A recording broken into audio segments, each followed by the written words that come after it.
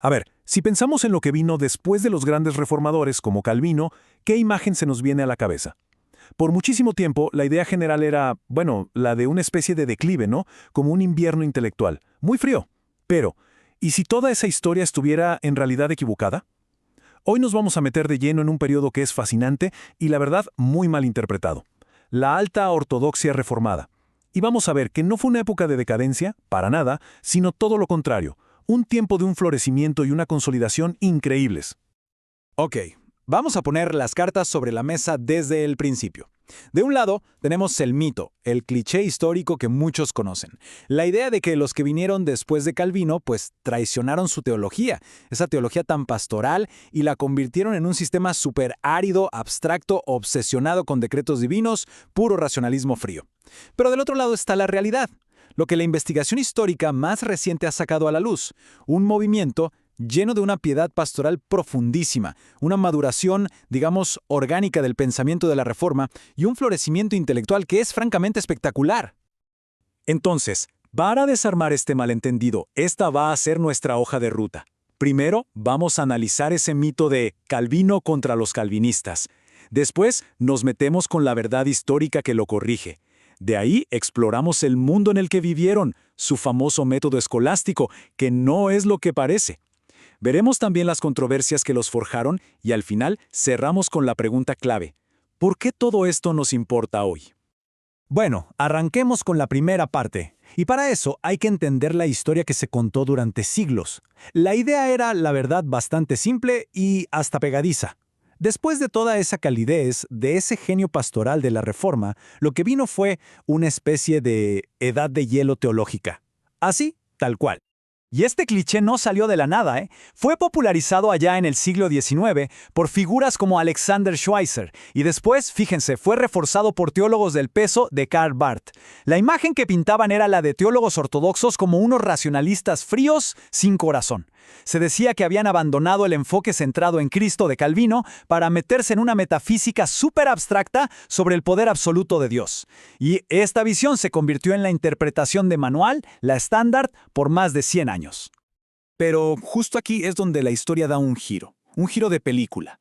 ¿Por qué? ¿Qué pasaría si todo ese cuadro, toda esa narrativa de declive y traición, fuera en el fondo un error garrafal? ¿Y si en realidad se estuvieran comparando peras con manzanas? O sea, géneros literarios totalmente distintos y juzgando al pasado con los lentes del presente. Y con esa pregunta, entramos de lleno en la segunda parte de nuestro viaje, el redescubrimiento. Porque fue a finales del siglo XX que un grupo de historiadores, de académicos, empezó a cuestionar seriamente esa vieja narrativa. ¿Y cómo lo hicieron? Volviendo a lo básico, a las fuentes originales, a los textos de la época. Aquí hay que mencionar nombres clave. Estamos hablando de gigantes como Richard Müller, Wilhelm van Hasselt, Carl Trueman. Ellos lideraron esta revaluación. Y su trabajo, que fue monumental, se basó en una idea muy simple, pero a la vez revolucionaria.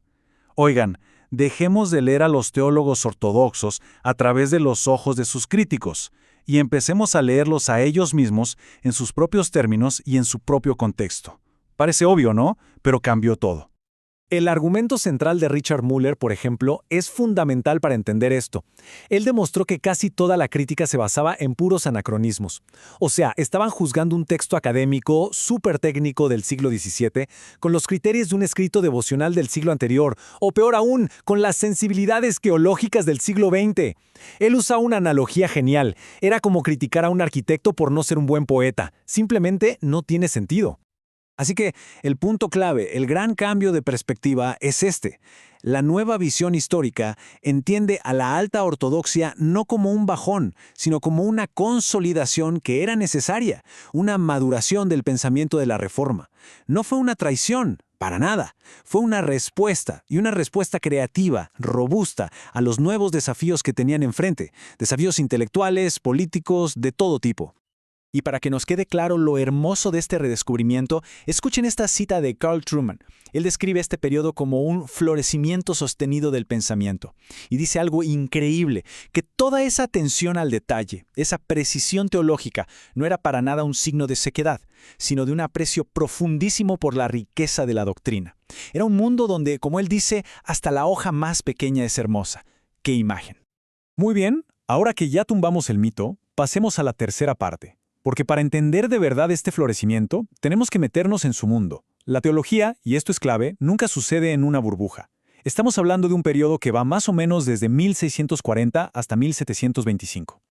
Esta línea de tiempo nos da un panorama general. Fíjense, eventos como el Sínodo de Dort y la Confesión de Westminster fueron cruciales para consolidar la doctrina. Luego, la Paz de Westfalia, que por fin trajo algo de estabilidad después de tantas guerras de religión. Y un evento dramático pero con consecuencias intelectuales enormes, la revocación del Edicto de Nantes, que provocó una diáspora de intelectuales hugonotes, mentes brillantes que terminaron enriqueciendo los centros teológicos por toda Europa. Y es que hay que entender que este no fue un movimiento de un solo país, para nada, fue algo verdaderamente internacional. A ver, las Provincias Unidas, o sea, los Países Bajos, con sus universidades de punta en Leiden y Utrecht, fueron quizás el epicentro, el corazón del movimiento.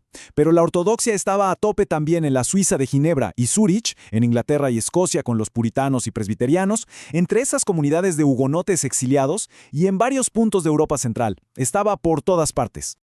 Imaginen esto, era el apogeo de lo que se llamaba la República de las Letras, una red internacional de académicos que estaban en constante comunicación, a través de cartas, de publicaciones. El latín era como el inglés de hoy, el idioma académico universal.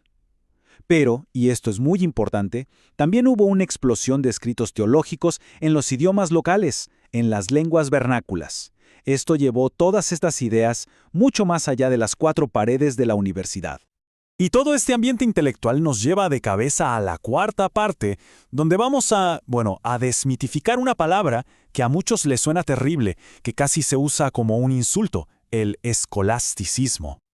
A ver, esto es importantísimo entenderlo bien.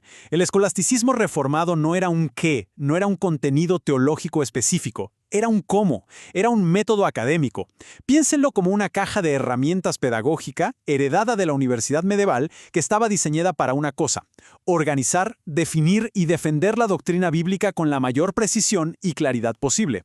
Y en una época de debates tan intensos, créanme, necesitaban esa precisión. ¿Y cómo funcionaba este método? Era súper sistemático. Paso 1. Se planteaba una pregunta teológica, la cuestio. Paso 2. Se ponían sobre la mesa todas las objeciones imaginables a la postura ortodoxa. Todas. Paso 3. Se ofrecía una solución, una respuesta clara y bien argumentada, la determinazione. Y paso 4. El remate. Se refutaba una por una cada una de las objeciones del principio. Era, en esencia, un entrenamiento de alto rendimiento para el pensamiento lógico y la defensa de la fe. Y debajo de todo este método había un principio clave, una distinción fundamental, la diferencia entre la teología arquetípica y la ectípica.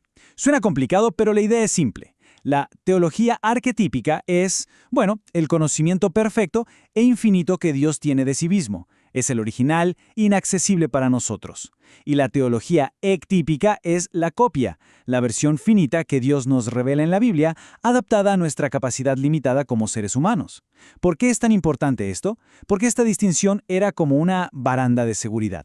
Protegía a la teología de caerse por dos lados. Por un lado, el racionalismo, que es la arrogancia de creer que podemos entender a Dios por completo.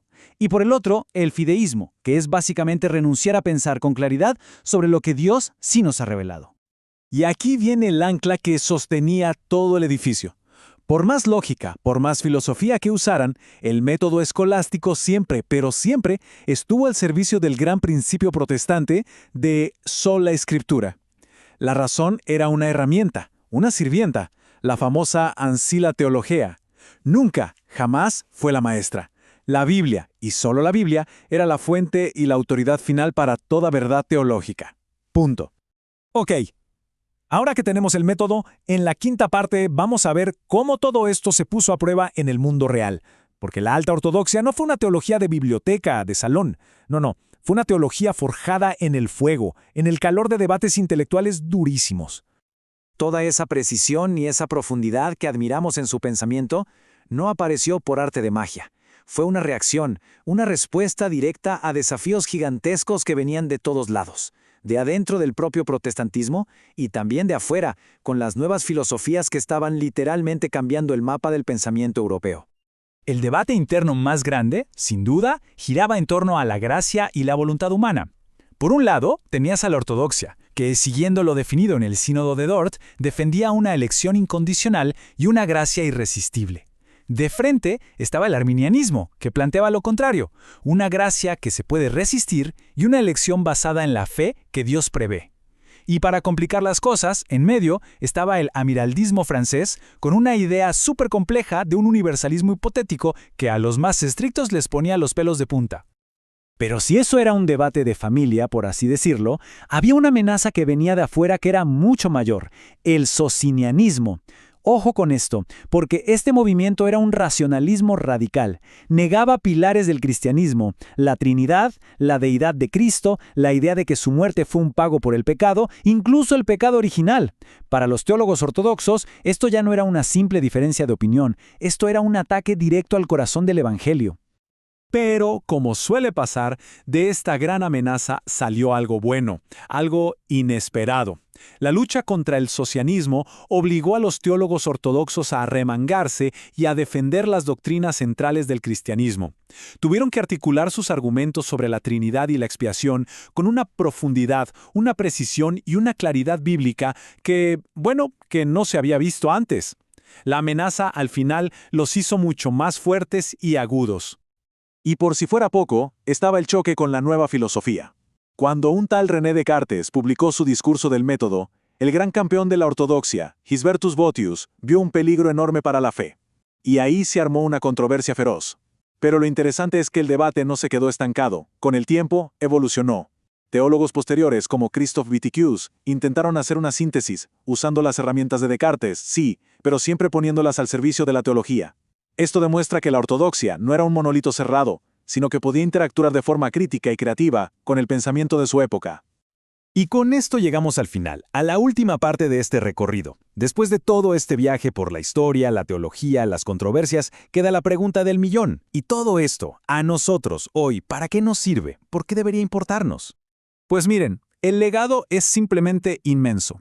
Primero, tomaron el pensamiento de la Reforma y lo consolidaron, lo sistematizaron. Segundo, defendieron doctrinas cristianas esenciales con un rigor intelectual que es admirable. Tercero, y esto es clave, demostraron que una mente brillante y un corazón pastoral no están peleados, pueden ir de la mano. Cuarto, desarrollaron conceptos que duran hasta hoy, como la teología del pacto.